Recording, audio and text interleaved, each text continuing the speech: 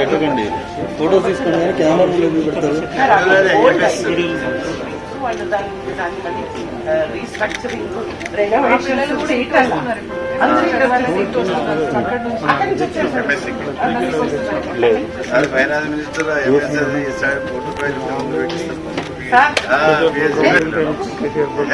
Budget ಇಲ್ಲ ವರ್ಷ February ಬಂದು ಇದೆಲ್ಲ ಅಂತ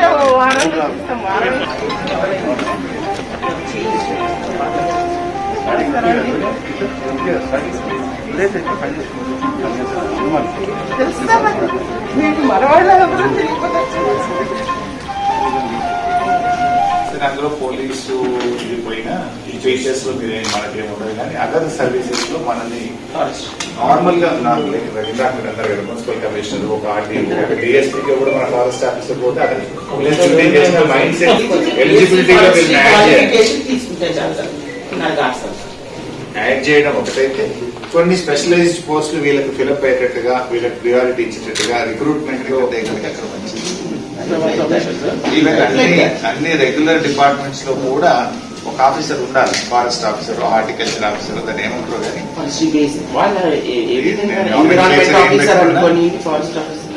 ప్రతి డిపార్ట్మెంట్ లో ఉండాలి.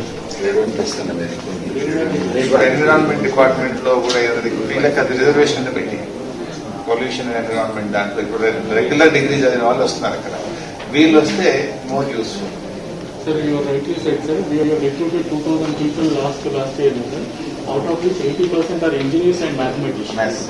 And half of them will resign and go because of their interest jobs will come later. ఇప్పుడు మళ్ళీ రిక్రూట్మెంట్ వచ్చినప్పుడు వీళ్ళని పెట్టించండి అక్కడ.